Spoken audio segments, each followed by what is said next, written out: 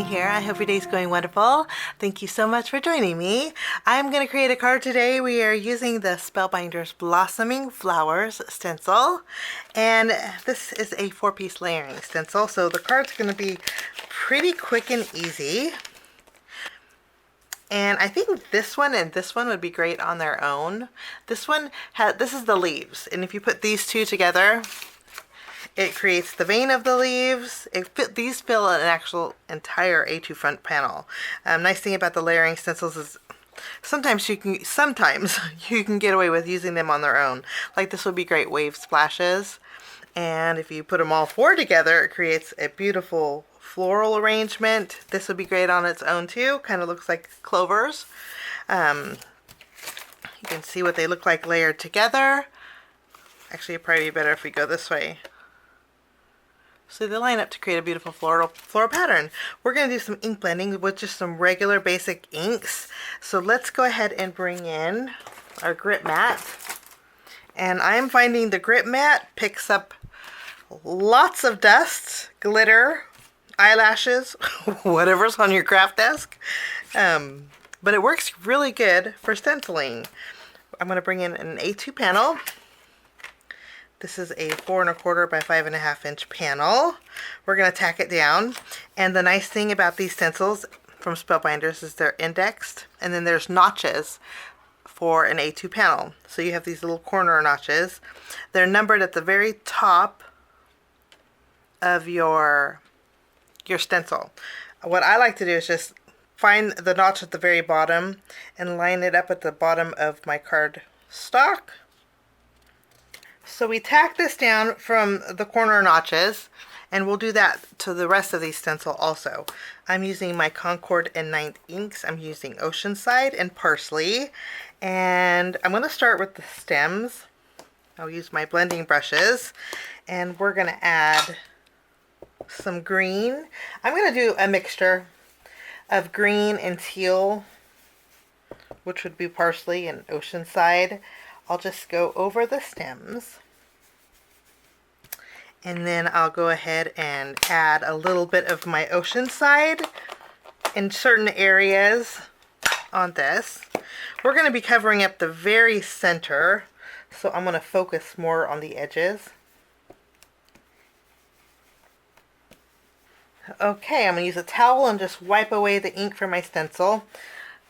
I mentioned this before, sometimes it's just easier for me to wipe the stencil when it's on my cardstock. Sometimes it does fade this though. So that is stencil 3. We're kind of going out of order, but I don't think there's any right or wrong. This is stencil 4. And I'll take the corner notches and just line them up. And I'll go ahead and tack this down. I'm going to use the same 2 inks for the leaf portion.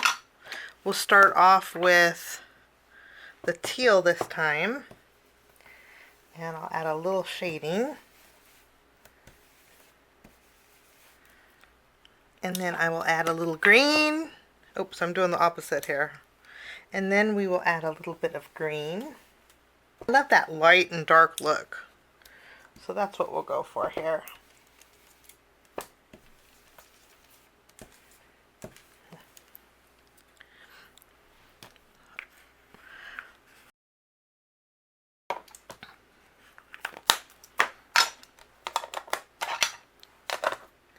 I'll go back with my towel and just wipe away the ink from my stencil.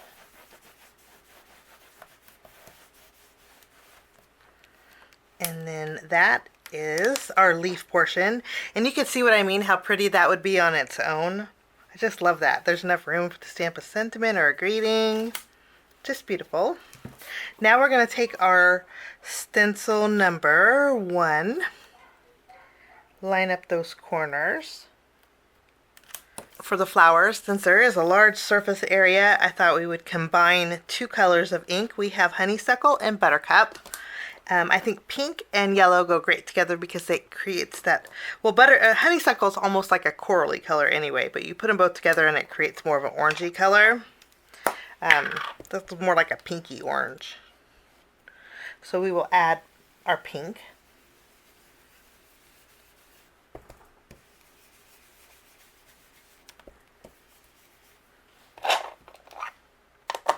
And then I'm going to go over some of the edges with my buttercup. Just to highlight some of the areas. And again, I want to focus kind of on the edges of my flowers because the center is going to be mostly covered up. So just adding a little highlight here would be great. And I'm loving the way this looks.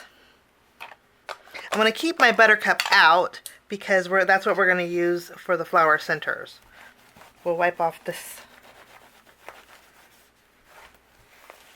We'll wipe off the stencil, and then we'll take our next layer, which is layer 4, add it to those corners, pack it down. I'm going to go over it with my yellow.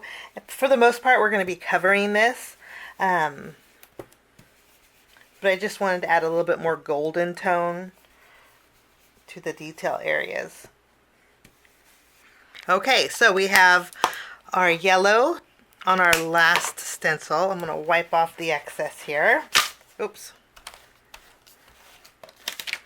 And that is what it looks like put all together, which is really pretty. But I want a little bit of dimension to the flowers.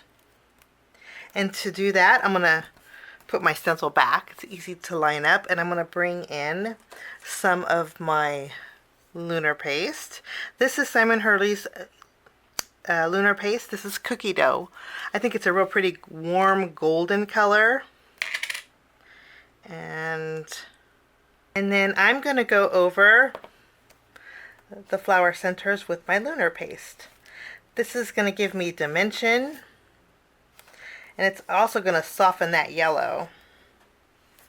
It's actually going to cover the yellow, but that's okay. We'll just cover this up. Lunar paste, if you've never tried it, it's very soft. It's like soft butter or face cream. My face cream. So we will add this, put the excess back, and then I will go ahead and remove this layer.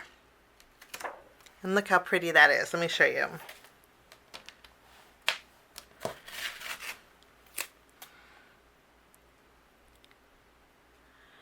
So pretty. That is our background.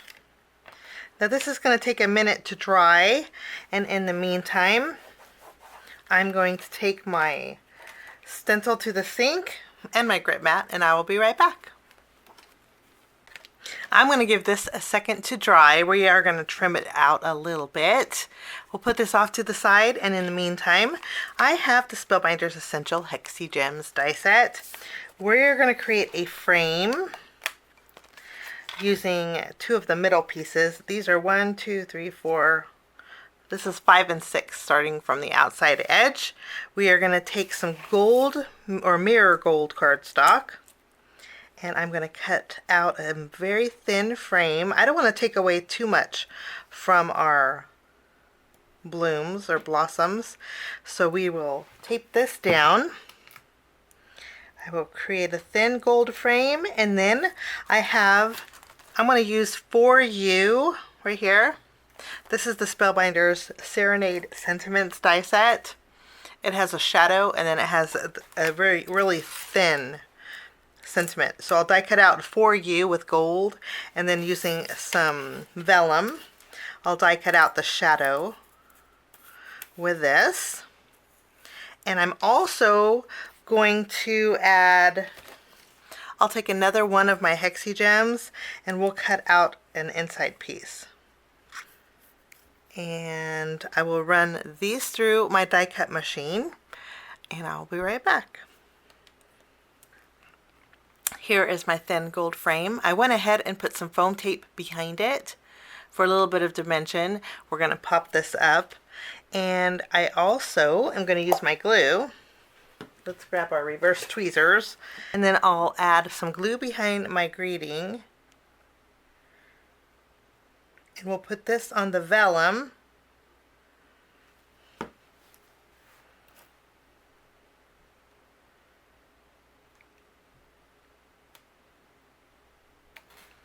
Okay, and then we have the inside. This is going to go inside of our frame, but I do want to add my greeting. So we're going to put "For You," just using some small dots of glue so you can't see it behind the vellum.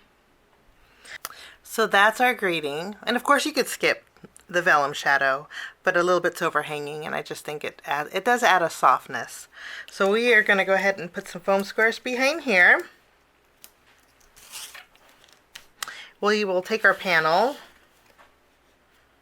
and it did take a little bit of time to dry, but I'm going to take this and I am going to trim a little bit off the left, the top, the bottom, and the right with my paper trimmer. We're just going to use our tape runner. We're going to add some adhesive, and we will tack this down.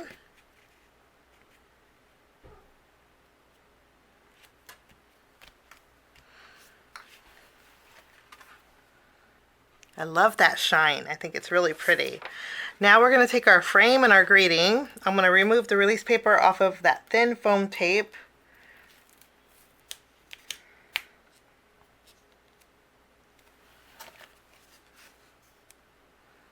Okay, and then I'm going to bring in some Spellbinders Color Essential Gems. This is the gold mix. And the gold mix has like a pewter, and then it also has the regular gold.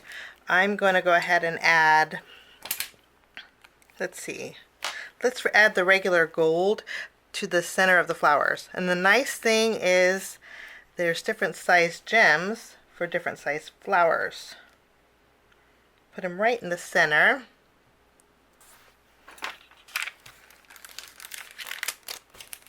Kind of a very simple card today, but I love the outcome. It could be used for so many different occasions.